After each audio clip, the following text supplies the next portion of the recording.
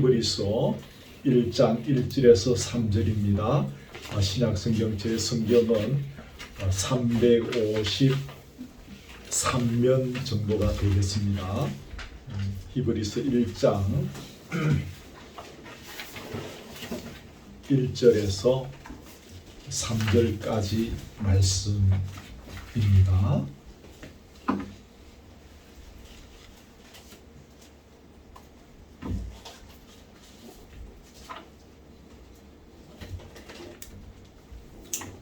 히브리서 1장 1절에서 3절입니다. 찾으신 줄 알고 봉독해 드리겠습니다.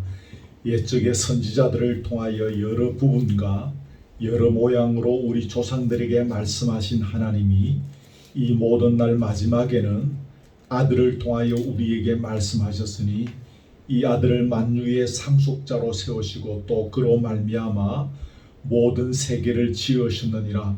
이는 하나님의 영광의 광채시요 그 본체의 형상이시라. 그의 능력의 말씀으로 만물을 붙드시며 죄를 정결하게 하는 일을 하시고 높은 곳에 계신 지극히 크신 이의 우편에 앉으셨느니라. 아멘.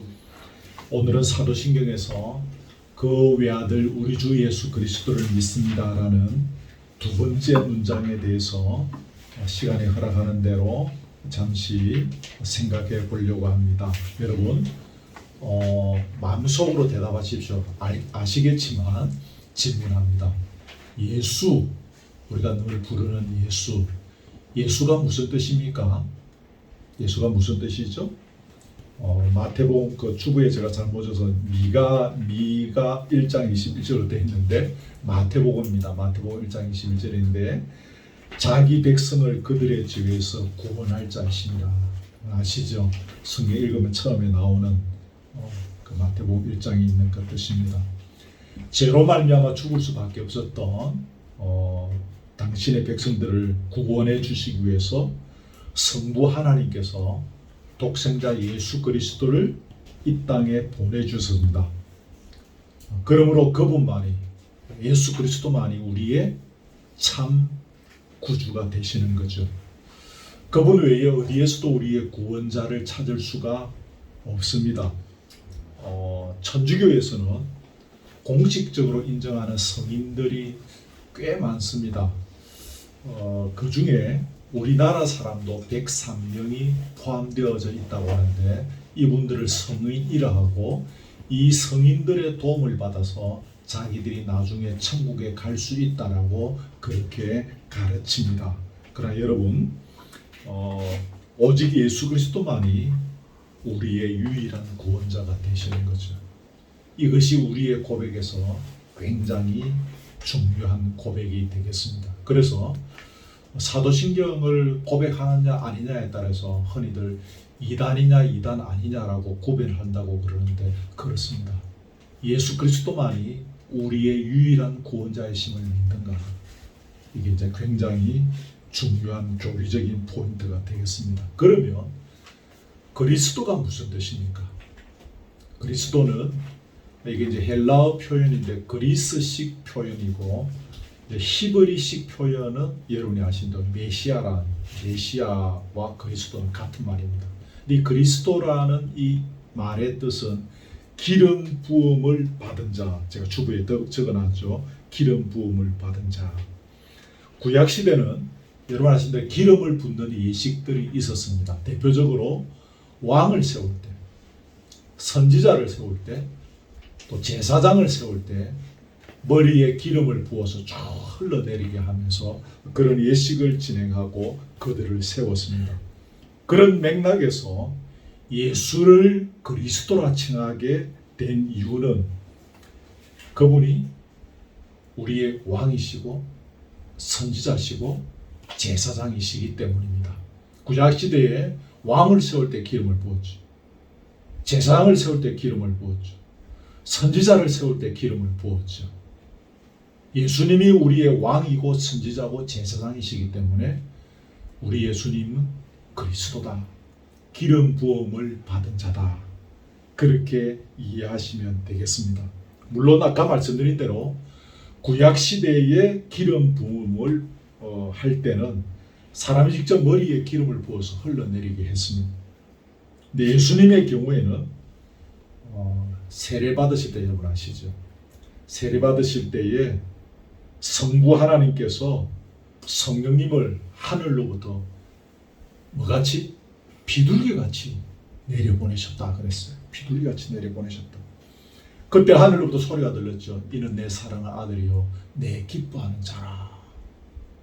이 장면을 나중에 사도행전 10장에 넘어가면 거기서 하나님이 나사렛 예수에게 성령과 능력을 기름 붓듯 하셨다.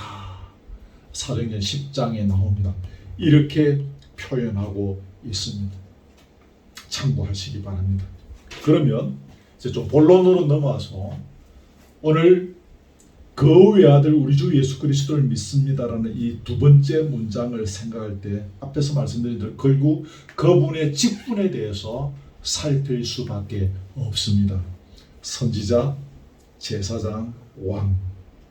이 직분을 통해서 그분께서 우리의 구원을 위하여 어떤 일을 어떻게 구체적으로 하셨는지 또 지금도 그런 일을 하고 계시는지를 살피게 되어질 것입니다. 이 본문을 이제 설교를 준비하다 보니까 이게 제가 제 옛날 설교자를 쭉 이렇게 챙겨 보니까 일전에 한번 사도신경하고 상관없이 예수님을 주제로 한번 이 설교를 이와 유사한 설교를 한번 한 적이 있더라고요. 근데 오늘 조금 그때의 그 설교의 내용들과 비슷한 부분들이 굉장히 많을 것이네요. 여러분 아마 기억력이 좋으신 분들은 그때의 설교들을 다시 오늘 표현할 수밖에 없습니다. 왜냐하면 사도신경에서 고백하는 이 예수님에 대해서 세 가지 직분을 가지고 설명을 해야 되기 때문에 그럴 수밖에 없음을 양해해 주시고 또 복습하는 의미에서 또 모르시는 분은 처음 대하는 입장에서 또 그렇게 보셔도 되겠습니다. 좀 성경부하는 의미들이 조금 있겠지만 오늘 내용들도 역시 우리에게 굉장히 중요한 내용입니다. 첫 번째는 선지자 직분입니다. 우리 예수님의 선지자 직분은 구약에서 이미 예언되어져 있습니다. 신명기에서. 그리고 신약에서도 예수님께서 자신이 스스로 나는 선지자다 라고 말씀하셨습니다. 또 예수님 시대에 살던 사람들도 예수님을 향해서 선지자라 그렇게 하셨습니다. 우리가 가로되 갈릴리 나사렛에서 나온 선지자 예수라 하니라. 마태복음을 보면 이제 그런 구절들이 나오죠. 그럼 여러분 아시겠지만 선지자가 하는 일을 좀 정리를 합시다. 세 가지를 제가 거기 해놨는데 첫째는 뭡니까? 하나님의 뜻을 받아서 백성들에게 전하는 사람입니다.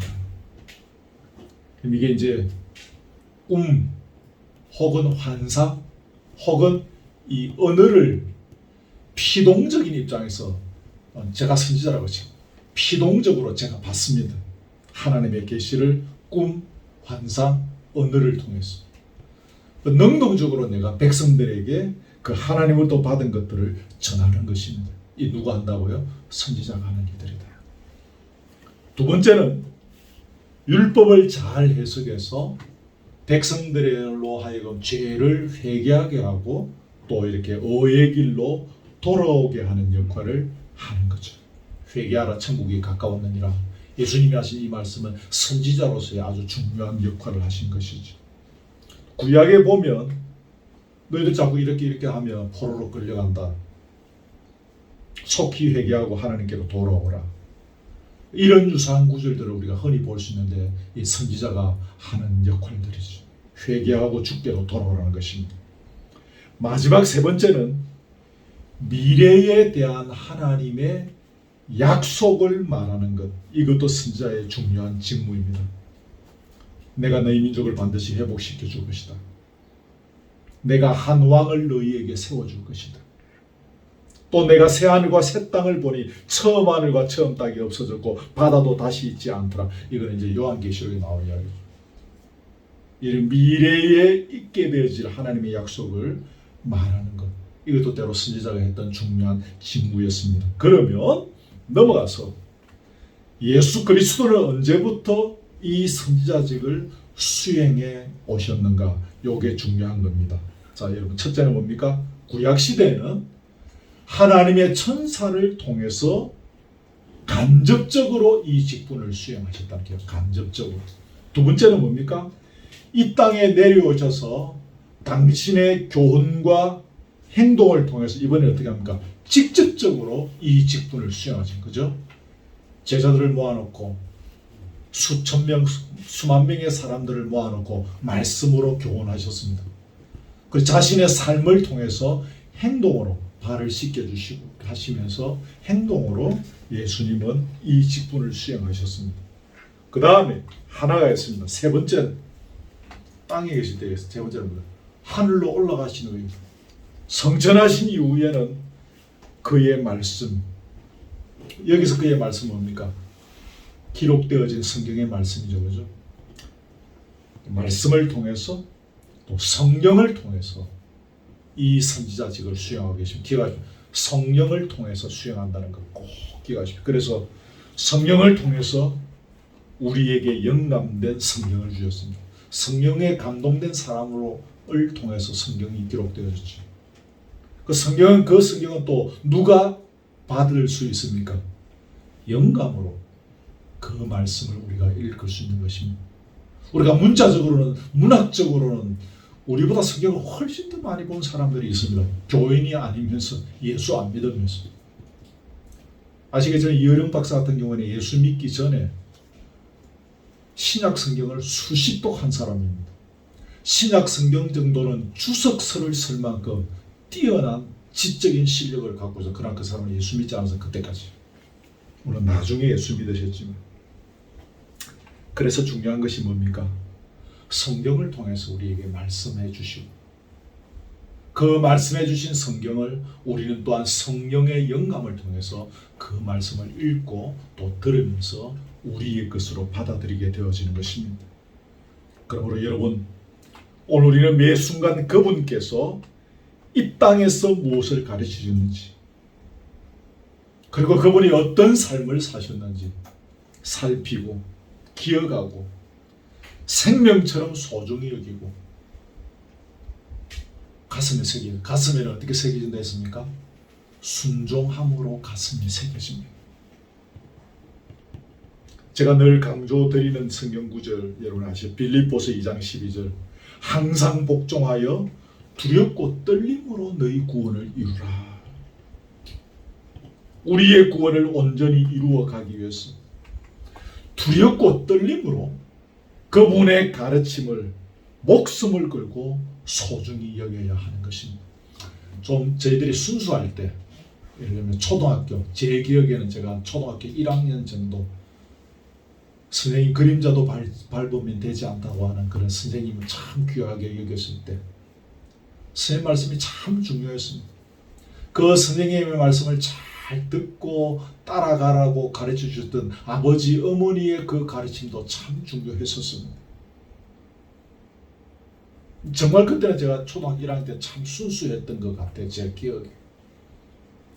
물론 그때하고 우리가 비교할 수 없지만 항상 복종하여 두렵고 떨림으로, 이 말이 참 멋진 말이면서 우리를 참 이렇게 무겁게 하기도 하는 그런 말씀이지 않습니까? 항상 복종하여 두렵고 떨림으로 너희 구원을 이루어 가야 한다는 거죠. 성화의 과정은 예수 믿고 칭의, 여러분 아시죠? 어렵다 여김을 받게 되어집니다. 그리고 우리는 성화의 과정을 걸어가는데, 성화의 과정은 저는 솔직히 예전에는 교회 잘 다니고 결석 안 하고 상 많이 받고 자라면서 어른 되면서 뭐 이렇게 안수자 되고 장로 되고 뭐 이렇게 하는 것이 성화의 과정인 줄 알았으면 진짜 그런 줄 알았습니다. 그래, 그거하고 아무 상관이 없습니다. 예수님의 가르침에 대한 순종, 또 그분의 삶의 발자취를 따라가는 것을 통해서 우리의 성화가 점진적으로 이루어집니다. 그래서 칭의와 성화는 불가분의 관계고, 제대로 구원의 감격과 은혜를 누린 사람은 이 성화의 과정을 자연스럽게 밟아가게 되어지는 것입니다. 그래서 한국 교회의 중요한 문제점은 기초가 되어져 있지 않은 것입니다. 예수 그리스도를 믿음으로 말미암아 의롭게 되어지는 이 중요한 과정, 이 중요한 기초의 과정들을 사실은 놓치고 있는 것입니다. 칭의의 과정들이 없는데 어떻게 성화가 일어날 수 있습니까? 내가 의롭다 함을 얻게 되어진 것이 얼마나 놀라운 은혜인가, 이것에 감격해 하는 사람은 사람마다 좀 부족할 수는 있겠지만, 또 실수할 수도 있겠지만, 흘러가면서 예수님의 가르침과 그 흔적들을 노심초사 따라가며 밟아가기 위하여 애쓰게 되어지는 것입니다. 이것이 성화의 과정인 것입니다. 성화의 과정 끝에는 뭐가 있습니까? 영화의 과정이죠. 극장에서 보는 그 영화 말고 우리가 말하는 영화로운 자리, 주님 배없는 그날 우리는 영화의 자리에 오르게 되어지는 것입니다. 두 번째, 제사장 직분입니다. 제사장이 하는 일이 뭡니까? 복습합니다. 첫째는 뭡니까? 백성들 대신에 속죄의 예물을 드립니다. 그러면서 그 죄의 씻음을 받게 하는 것입니다. 예전에는 백성들이 직접 그 예물 들고 직접 하는 게 못 나갔잖아요. 그죠? 예물을 들고 백성들이 성전에 오면 제사장이 그거 받아가지고 잡아서 하나님께 드리고 그 백성의 죄를 씻음받게 해줍니다. 두 번째는 그렇게 함으로써 하나님과 주인을 화목하게 하는 중보자의 역할을 한 거죠. 세 번째는 백성들을 위해서 대신 기도하고 하나님의 이름으로 백성에게 축복해 주는 것. 이것이 제사장이 하는 중요한 역할이었습니다. 그러면 이제 핵심, 예수님은 제사장의 직분을 어떻게 감당하셨는가? 이 부분들 잘 보셔야 돼요. 예수라고 되어 있는 그 부분들 주보에서 특별히 여러분들 잘 기억하셔야 됩니다. 예수는 어떻게 감당하셨는가? 첫째, 우리의 구원을 위해서 자기 자신을 친히 희생의 제물로 드림으로써 제사장의 직분을 감당하셨습니다. 구약시대는 어떻게 했습니까? 그 백성이 A라는 성도가 가지고 온 양을 받아가지고 제사장이 이걸 잡아서 하나님께 드리고 그 백성의 죄를 대신해서 이렇게 그것을 위해서 속죄의 기도를 하고 씻음받게 해주는 거예요. 예수님은 자기 자신을 희생의 제물로 드렸다는 거예요. 아는 거지만 여기서 하나 복습합니다. 굳이 예수님 자신이 희생 제물이 될 필요가 있는가? 이런 질문 여러분 많이 하시죠. 왜 굳이 예수님 자신이, 하나님의 독생자 그분이 희생 제물이 되셔야 했습니까? 아시죠? 아시는 건데 제가 다시 복습하면서 이야기합니다. 하나님은 공의로우신 분입니다. 근데 하나님은 그 입에서 죄의 삭은 사망이라고 선포하셨습니다. 그래서 그 공의의 법을 하나님은 그 법대로 실행하셔야 됩니다. 근데 사랑의 하나님이시기 때문에 우리를 또한 구원하셔야 하는 겁니다. 그러려면 누가 대신 죽어줘야 하는 것입니다. 죄 많은 우리를 위해서 대신 죽어서 우리의 죄를 얻게 하려면 누가 죽어야 되나? 죄 없는 자가 죽어야 하는 것입니다. 죄 없는 자 누굽니까? 독생자 예수 그리스도.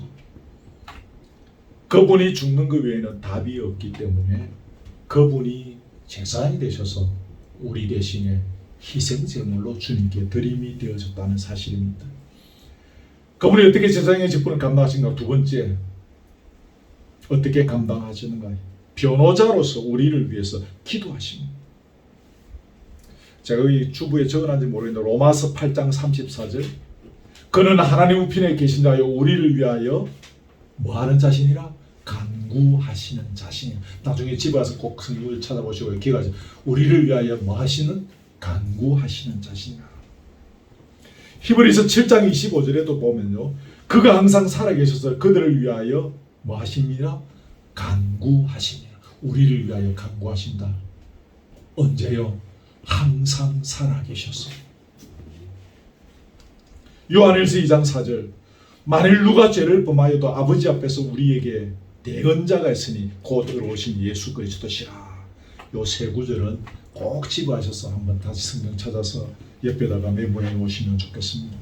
여러분, 성도가 땅 위에 살면서 때로 실수하고 범죄할 수 있습니다.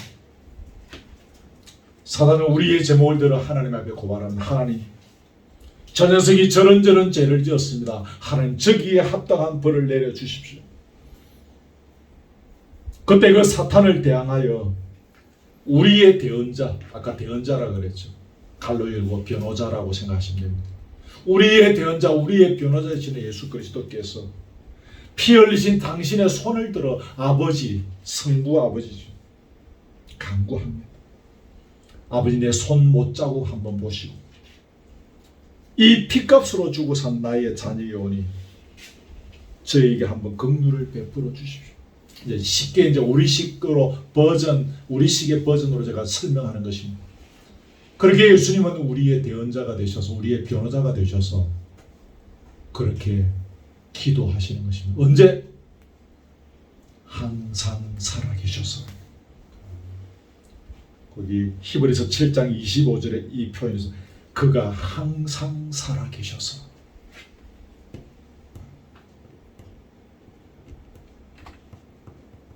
여러분, 이렇게 희생제물이 되심으로 말미암아서 일어난 추가적인 결과들을 몇 가지 봅시다.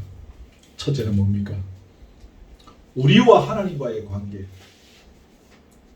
또 인간 서로 간의 관계, 인간과 자연 만물과의 관계가 화목하게 되었습니다. 에베소 2장 13절 16절 있는데 나중에 집 와서 꼭 찾아보십시오. 이거 아주 중요한 구절입니다. 둘로 하나를 만드사 원수된 것 중간에 막힌 담을 이렇게 허사 이런 구절 아시죠? 그 구절입니다. 여러분, 예수님이 직접 희생제물이 되심으로 말미암아서 죄로 말미암아 단절됐던 하나님과의 관계가 회복된 것이다. 그래서 우리의 신앙을 보통 회복의 신앙이라 그러죠. 건너올 수 없는 강이 있습니다. 하나님의 이 편에 계시고 우리는 이 편에 있습니다. 여기에 건너갈 수 있는 다리가 없습니다. 예수님께서 희생제물이 되어주심으로 말미암아 이게 다리가 놓여졌습니다. 그래서 하나님과의 관계가 회복된 것이죠. 저와 여러분의 관계도 회복된 것입니다. 우리가 이 모진 세상 살아가느라 여러분 아시잖아요. 저보다 더 잘 아시잖아요. 밖에 가면 우리가 얼마나 살벌한 관계예요. 얼마나 경쟁의 시대를 살아갑니까? 서로 물고 죽이고 뜯는 그런 세상입니다. 저도 나가보니까 와, 참 세상이 예전에 좀 알고는 있었지만 다시 경험하는 게 와, 세상이 이런 세상이구나. 그럼에도 불구하고 예수 그리스도를 구주로 영접한 자들과의 관계에서는 화목하게 되어질 것입니다. 육신에 아무 피도 연결되어져 있지 않으면서 단지 예수 믿는다는 것 때문에 우리가 화목하고 주 안에서 하나 되고 교제하고 서로를 섬기는 것이지. 그래서 교회가 참 귀한 것입니다. 이를 위하여 하나님께서 우리에게 교회를 주신 것입니다. 그래서 교회 안에서 이 훈련을 하고 교회 안에서 이 실습을 하고 그리고 세상에 나가는 것입니다. 그래서 주일 마치고 나간 것을 오후에는 그걸 뭐라고 합니까? 파송이라고 하죠. 또 일주일 동안 세상에 나가서 교회 안에서 배우고 훈련했던 이 아름다운 것을 세상에 가서 실천하는 것이죠. 세상에 나가서 실천하는 것은 그런데 어렵습니다. 모두가 주 예수 그리스도를 우리의 구주로 영접하는 것이 아니기 때문에.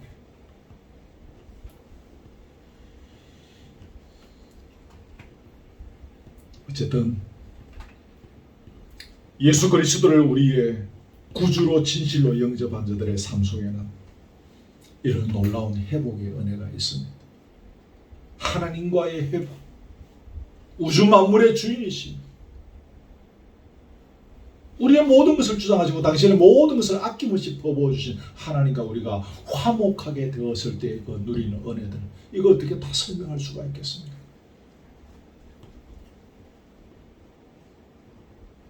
우리가 혹 사람과 사람 사이에 어떠한 이유로 인해서 서먹서먹하게 해서 그게 1, 2년 혹은 1, 20년 혹은 몇십 년을 지낸 경우들도 있습니다.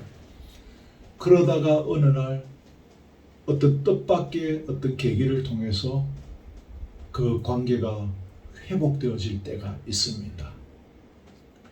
제가 그 동영상에서 봤는데요. 그 중국 이제 우리 그 백성들인데 뭐 저희들 또래, 그러니까 저희보다 좀 어린 또래인 것 같은데 막 이렇게 아들 딸 막 나오니까 너무 가난해서 이웃에 막 이제 이렇게 양자로 막 양료로 막 넘긴 거예요.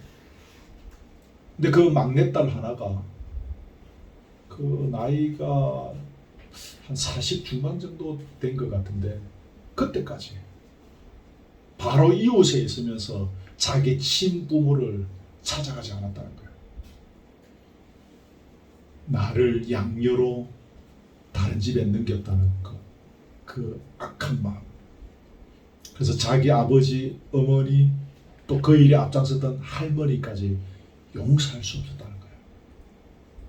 그 세월이, 그분의 나이가 그때 영상에 나오는 걸로 한 40대 정도 된 것 같은데 그때까지. 그런데 어느 날 계기로 한국에서 돌아온 언니가 그 집에 오면서 이렇게 식구들이 모이게 되어지면서 이제 함께 모여서 아버지 어머니와 손을 잡고 할머니를 용서하고 뭐 이런 이제 그 그림들을 보여주는데, 그러면서 이제 관계가 회복되어지면서 누리는 그 말로 할 수 없는 그것들 있지 않습니까? 풍성한 하나님과 우리 사이의 관계가 회복되어지면 말로 표현할 수 없는 은혜들이 있죠. 우리 인간들도 마찬가지다. 우리와 서로 사이의 관계가 회복될 때 누리는 것. 그래서 제가 교제가 중요하다고 늘 말씀드린 것이 그겁니다. 예배만큼 중요한 것이 저는 교제라고 생각합니다. 예수 그리스도의 피 흘리심으로 말미암아 회복되어진 이 관계를 우리가 그 안에서 누리는 것입니다.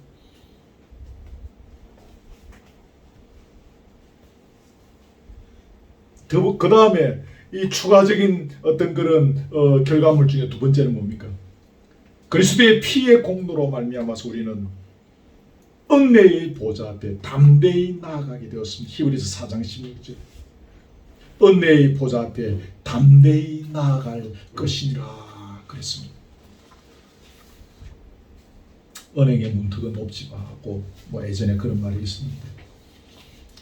은혜의 보좌 앞에는 우리가 담대히 나아갈 수가 있는 것입니다. 조금도 주저함 없이 나아갈 수 있게 된 것입니다.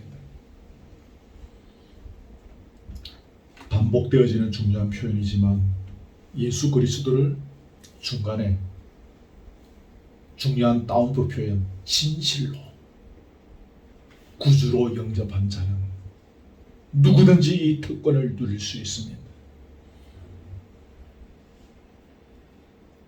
한국교회의 많은 흐름은 그저 입으로 절차상의 하나로 세례받을 때 뭐 이렇게 하면서 예수 그리스도 믿는다 그러고 넘어갑니다.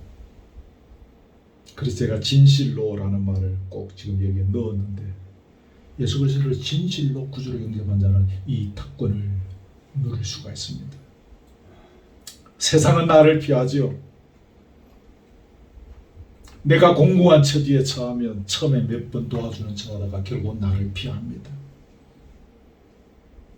심지어 부모조차도 나를 모른 척하지 않습니까? 이런 일도 있었더라고요. 어릴 때 어떻게 해서 미국에 입양되어진 지금 한 40 중반, 한 50을 바라보는 어떤 여자분이 어떻게 하고 이렇게 DNA를 이렇게 수소문하고 조사하고 해서 어떻게 한참 멀리 있는 어떤 분의 DNA가 비슷하게 맞아 떨어졌는데 조사하고 해서 친아버지를 찾았습니다. 얼마나 보고 싶었겠습니까? 미국에서 그 입양을 가서 50년 가까이 그래서 살다가 아버지를 만나러 왔는데 아버지는 못 만나겠다는 것입니다. 안 만나주겠다. 그러다가 결국 잠깐 만났는데 아버지 모자 쓰시고 선글라스 쓰시고 마스크 착용하시고 이래 나타나서 7분간 그 면회장에서 얼굴 보고 끝났다.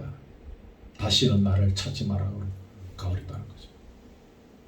근데 이 딸이 성격이 똑똑한 딸이었던 거예요. 법적으로 이렇게 어떻게 해갖고 내가 이 사람의 딸이라는 것을 그러니까 전명에다 그래서 호적에 올렸다는 게 대단하죠. 나는 이번에 유산을 받거나 뭐 어떤 혜택을 누리고 싶은 게 전혀 없다. 난 미국에서 잘 산다. 그러나 내 뿌리가 어딘지 내가 누구의 딸인지는 밝히고 싶다. 우리 한국 법에 이렇게 넣었는데 결국 그 호적에 영어로 된 이런 거 올라가는 걸 제가 봤어요. 근데 그 아버지 참 이제 뭐 그분에 대해서 우리가 이런 이야기해서 죄송합니다만 참 지독하죠, 그죠? 자기 핏줄인데 50년이 지나서 미국에서 이 딸이 돌아와서 아버지를 찾는데 나는 그런 딸 둔 적 없다. 다시는 나를 만나지 마. 무슨 사연이 있었는지는 모르지만 세상이 그렇다 그 말입니다. 세상은 우리를 모른 척 하기도 합니다. 국민을 책임져야 할 정부도 분리하면 모른 척 하지 않습니까? 우리가 한 국가의 국민으로 살면서 우리가 겪는 억울한 일들이 때로 참 많은 것이죠. 근데 예수님은 우리를 모른 척 하지 않으십니다. 누구에게든지 문호를 활짝 개방해 놓으시고 찾아오기를 기다리십니다. 누구든지 그분에게 찾아가서 부르실 수 있도록 조처해 주셨습니다. 돈 있는 사람이나 없는 사람이나 뭐 실력이 있는 사람이나 실력이 없는 사람이나 높은 데 있는 사람이나 낮은 데 있는 사람이나 차별이 없습니다. 전지하고 전능하신 그분은 우리의 신음과 부르짖음을 기필고 응답하십니다. 절대 모른 척하지 않으시는 거죠. 왜 그분은 그러면 그렇게 하시는가? 육신의 부모조차도 50년 만에 찾아온 그 딸을 선글라스 끼고 모자 쓰고 마스크 쓰고 나타나서 6분간 면회하고 도망가버리고 다시는 만나지 마라, 찾아오지 마라고 하는데 왜 그분은 이렇게 우리의 작은 신음까지 들으신가? 그 이유를 우리가 알지만 기억합시다. 첫째는 뭡니까? 그분은 모든 것을 해결할 능력이 있기 때문입니다. 딸을 회피하고 도망간 그 아버지에게 무슨 사연이 있었는지는 잘 모르겠습니다. 무슨 이유가 있겠지. 그러나 우리 주님은 그 모든 것을 해결할 능력이 있는 분입니다. 두 번째는 우주 만물의 모든 것을 소유하고 계시기 때문에 필요한 모든 것을 동원하실 수가 있습니다. 동원할 수 없는 것이 없습니다. 문제 해결을 위하여 무엇이든지 동원하십니다. 심지어는 이방 사람들까지 당신의 백성들을 위하여 동원하신다고 성경은 기록하고 있지 않습니까? 우리를 위하여 동원하시는 것입니다. 여러분 지금도 하루하루를 지나가면서 저와 여러분들 위해서 하나님께서 전능하시고 전지하시고 모든 것을 소유하고 계신 하나님께서 얼마나 많은 것들을 동원하셔서 저와 여러분의 구원을 온전히 이루어가기 위하여 우리를 도우고 계시는지 다 말로 다 할 수 없을 것입니다. 아멘이죠? 우리 하나님 그런 분이신 것이요. 세 번째는 자신을 희생제물로 드릴 만큼 우리를 사랑하시기 때문에 그 사랑으로 못 들어줄 것이 무엇이겠습니까? 그렇지 않습니까? 얼마 전에 텀을 내서 아들이 어디로 이사를 갔다 그래서 제가 사실은 저희 집 사람과 갔다 왔습니다. 제가 준 거 아무것도 없는데 둘이서 이제 막 아이 3명 낳고 막 열심히 죽으라고 막 사는 거예요. 근데 부모로서는 귀하기도 하면서 애잔하지요. 한번 좀 보태주고 싶은데 얼마나 애잔합니까? 할 수만 있다면 내 모든 것을 퍼부어서라도 해주고 싶죠. 여러분들 부모님들 다 그렇지 않습니까? 우리 성부 하나님은 독생자 예수 그리스도를 제물로 내놓았습니다. 독생자 우리 예수 그리스도는 자신을 희생 제물로 우리를 위하여 내놓으셨습니다. 그만큼 우리를 사랑하십니다. 그 사랑으로 우리가 부르짖을 때에 못 들어줄 것이 무엇이겠습니까? 세 번째, 왕의 직분입니다. 구약에서 이미 예수님을 왕이라 선언했고 신약에서도 예수님이 스스로 자신을 일컬어서 왕이라 했습니다. 사도 요한도 만왕의 왕이시다 그렇게 표현했죠. 왕이 무엇하는 자리입니까? 통치하고 다스리고 백성들의 삶을 보호하고 지키고 책임지는 자리입니다. 하지만 세상의 왕은 꼭 그렇게 하지는 않습니다. 위급하면 백성들의 안위는 안중에 없었고 자신의 몸부터 피합니다. 때로 백성들 앞에서 굴림하고 호령하고 부려먹으려고 합니다. 자신의 영달을 위해서 백성들을 착취하기도 합니다. 구약에 그렇게 예언되어 있죠. 왕 세워달라, 왕 세워달라. 너희들에게 왕이 세우며 그 왕들이 너희들을 착취하게 될 것이다. 너희 아들들을 붙잡아와서 종을 시키고 너희 딸들을 붙잡아와서 그 집에서 그릇을 씻게 하고 뭘 하게 하고 막 아시죠? 세상의 왕은 백성들을 착취합니다. 그리고 분별력이 없는 왕은 백성들을 엉뚱한 길로 인도하죠. 구약의 이스라엘 왕들이 그렇게 했지 않습니까? 하지만 만왕의 왕이신 예수님은 우리를 통치하시고 다스리시되 우리의 삶을 끝까지 책임지시며 지키고 보호하십니다. 우리가 일부러 그분을 피하려고 지구 끝까지 도망간다 할지라도 거기까지 추적하시고 따라오십니다. 저희 모교에서 어릴 때부터 같이 자랐던 제 2살 위에 형이 있습니다. 고등학교도 저하고 같이 나오고 한때 예전에 참 친하게 지냈는데 이 형이 청년 시절에 술만 먹으면 취해가지고 저한테 한 이야기가 있습니다. 제 이름을 부르면서 와, 예수가 도대체 뭔데 왜 이렇게 나를 안 낳아주는 거야. 이분 굉장히 똑똑한 형이고 물론 이제 고시 공부하다가 결국 이제 고시가 안 돼가지고 다른 직업을 가졌는데 굉장히 출중한 사람이었습니다.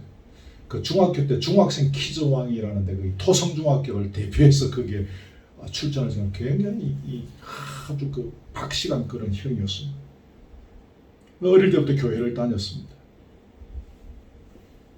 주님을 피하고 싶었던 거죠. 막 도망가는데 예수가 그렇게 자기를 잡으러 온다는 거예요.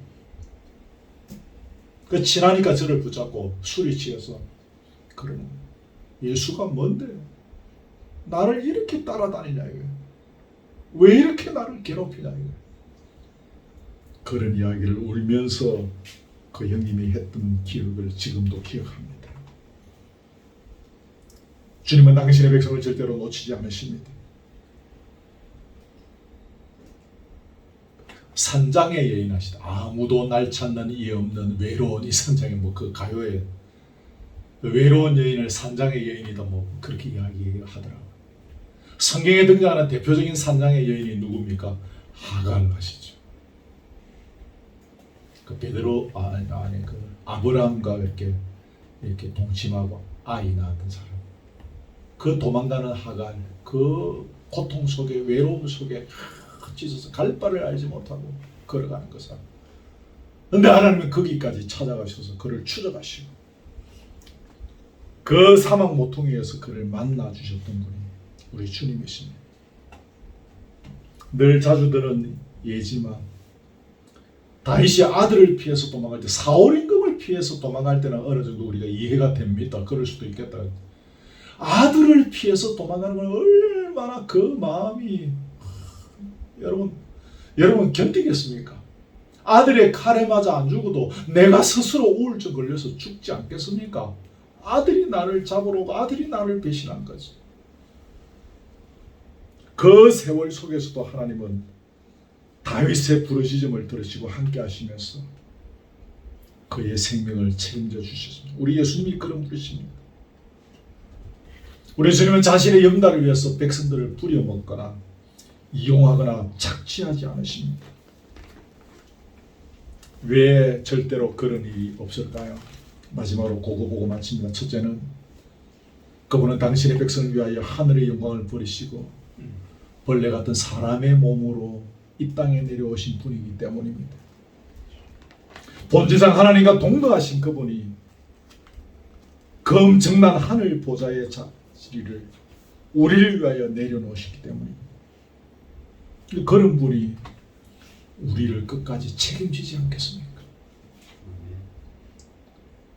두 번째, 우리의 구원을 위해서 이 생의 모든 비참함을 다 맛보셨기 때문입니다. 이 땅에서 겪을 수 있는 모든 인생의 비참함, 고통을 우리의 구원을 위하여 다 겪으셨습니다. 원수들의 조롱과 멸시도 우리의 구원을 위하여 한 몸에 받으셨습니다. 누가 우리를 위해서 그렇게 하겠습니까? 그러기에 그분은 우리의 인생을 책임지시는 것입니다. 끝까지 따라오시는 것입니다. 세 번째는 자신의 육체를 우리의 구원을 위해서 십자가에 내놓으셨습니다. 찢기고 터지고 피 흘리고 그 고통 속에서 십자가에서 내려오시지 않았습니다.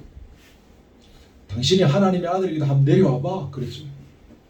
우리 같으면 다 내려가서 한번 박살내고 다시 올라갈지라도 그죠.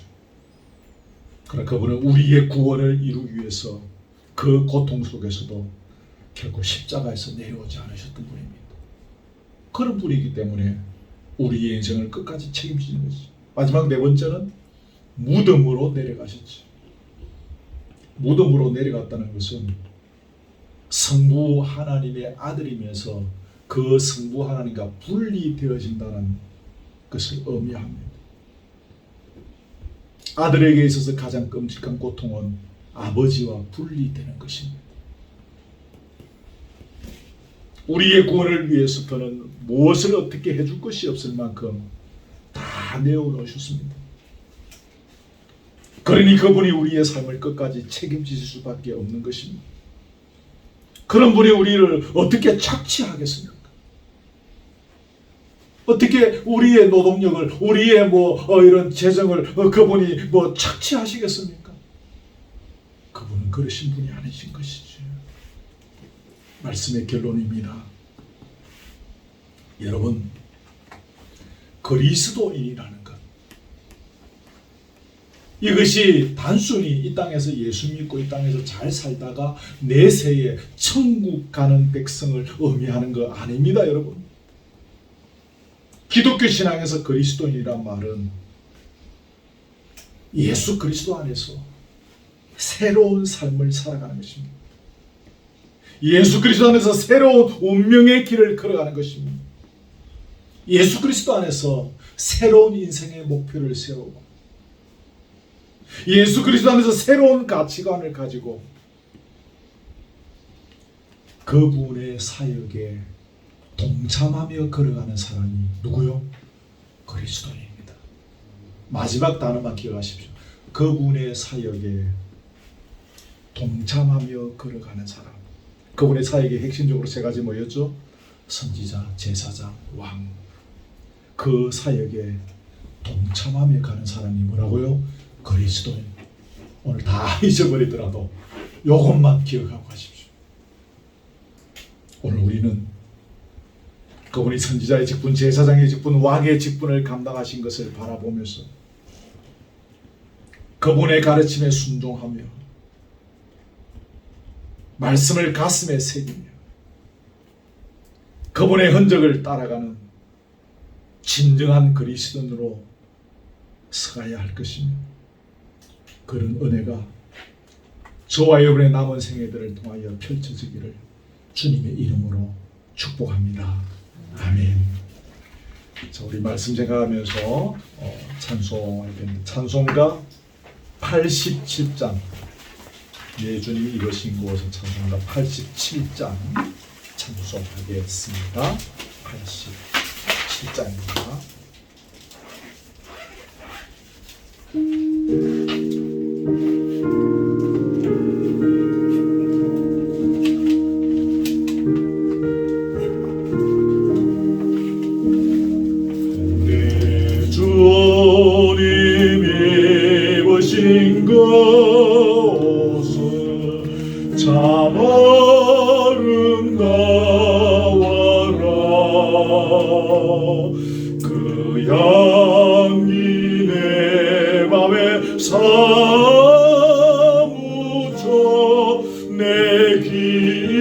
없네도다.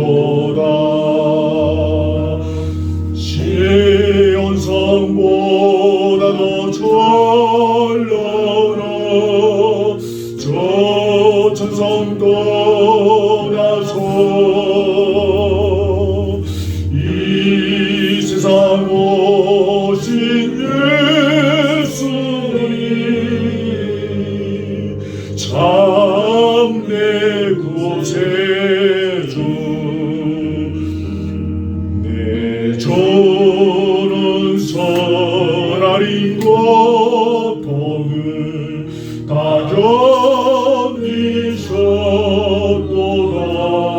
견디셨도다. 주 대신 십자가 대할 때 난 너무 멀리네. 시온성보다 더 찬란한 저 천성 떠나서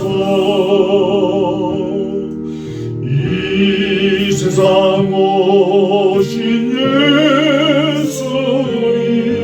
예수님 참 내 구세주. 4절입니다.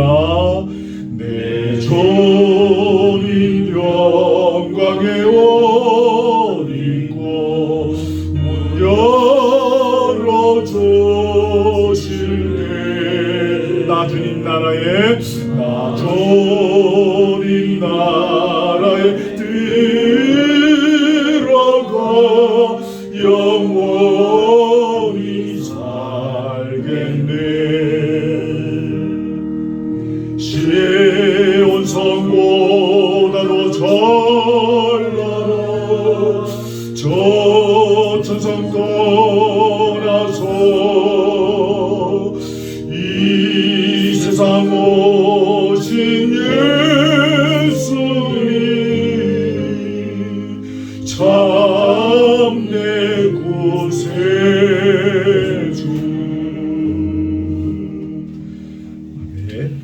말씀 기록하는 거 보시면서 우리 말씀 가지고 우리 잠시 통성으로 함께 기도하겠습니다.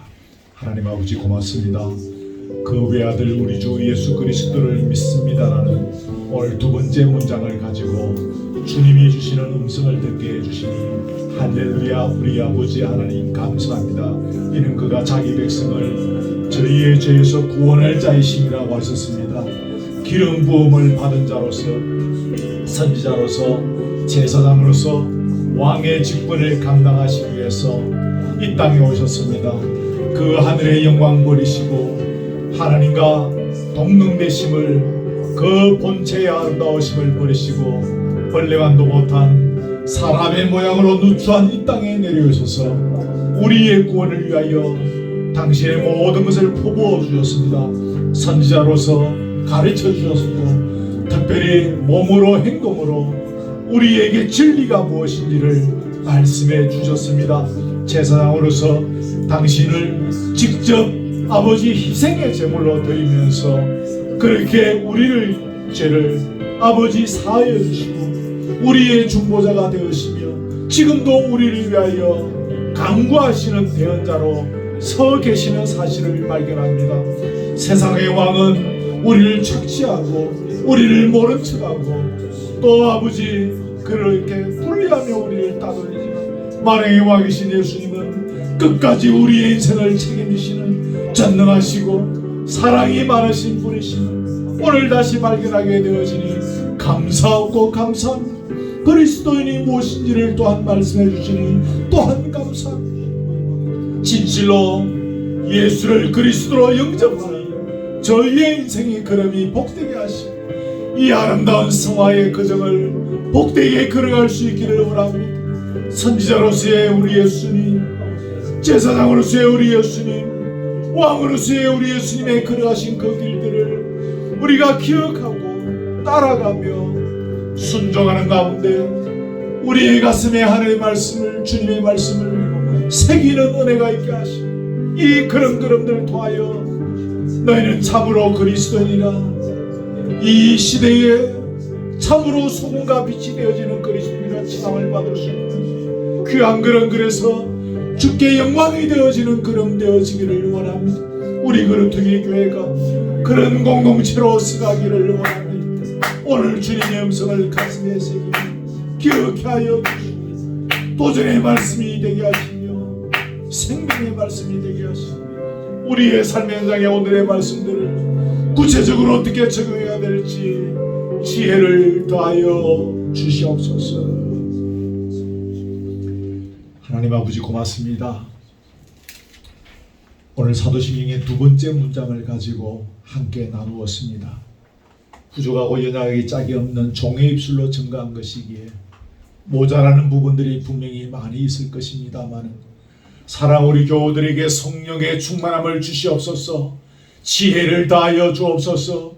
영안을 열어 주시옵소서. 그리하여 오늘 선포되지 못한 것까지 오늘 이 문장에서 주님께서 말씀하시고자 하시는 놀라운 진리들을 터득하며 그것을 발견하며 또한 지혜롭게 우리의 삶에 적용해 나가는 은혜가 있게 해 주시기를 간절히 소원드립니다.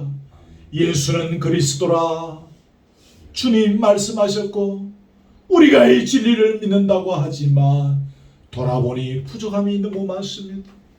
우리의 아내를 위하여 우리의 이 땅에서의 풍성함을 위하여 예수는 그리스도라 고백하며 살아온 적은 없는지 주여 우리 자신을 돌아봅니다. 불쌍히 여겨 주시옵소서. 진실로 예수는 그리스도라 고백할 수 있는 우리의 믿음의 분량의 자리에 서기를 원나오며 성령으로 기름 붓듯이 부어주셔서 예수님 세례받으실 때 하늘의 문이 열리고 너는 내 사랑하리라 내 기뻐하는 자라고 말씀하시는 음성들을 오늘 우리가 직접 들으며 성령의 충만함을 있게 하여 주셨어. 예수는 그리스도라 고백하는 이 고백이 진실된 고백이 되어지며 능력 있는 고백이 되어지며 열매 맺는 고백이 되어질 수 있도록 인도해 주시옵소서. 왕으로서 걸어가신 예수님, 선지자로서 걸어가신 예수님, 제사장으로서 걸어가신 그 예수님의 길들을 매일매일 순간순간 돌아보게 하시고 그 발자취를 우리의 삶을 통하여 적용해 나가는 진실된 그리스도인으로 서게 해주셨어. 우리로 하여금 하나님의 나라가 세워지고 주님의 이름이 높이 영광을 받는 열매 맺게 하여 주옵소서. 우리 그루터기 교회가 그러한 열매를 맺는 건강한 교회로 서갈 수 있도록 은혜를 주시옵소서. 충만함을 주옵소서. 말씀을 주옵소서. 기도의 영을 다하여 주옵소서. 주의 사랑의 손길로 역사하여 주시옵소서. 귀한 예물을 주님 앞에 드립니다. 이 예물 주님 받으시고 하나님의 장부에 기록하여 주옵시며 주의 나라와 교회의 영광을 위하여 잘 사용할 수 있도록 우리에게 지혜를 다하여 주시고 지금은 우리가 도움을 받는 처지에 있지만 열방에 이르기까지 섬기며 나누어 줄 수 있는 풍성한 교회로 서갈 수 있도록 주께서 날마다 간섭하여 주시옵소서. 오후의 교제의 자리도 함께 하시고 먹고 마시며 나누는 이 교제의 시간에 예수님을 경험하게 하시며 성령의 충만함을 경험하는 자리, 우리의 병든 심령이 치유함을 얻고 우리의 피곤한 영육이 회복을 얻는 우리의 상처가 치료되어지는 은혜의 자리 되게 해 주시옵소서. 예수 그리스도의 은혜와 하나님의 사랑과 성령의 교통하심이 선지자의 직분, 제사장의 직분, 왕의 직분을 오롯이 감당하신 예수 그리스도의 가르침과 그 흔적들을 날마다 쫓아가며 참된 그리스도인으로 서가기를 원하는 사랑 우리 교우들 머리에 지금부터 영원토록 함께 있을지어다. 아멘.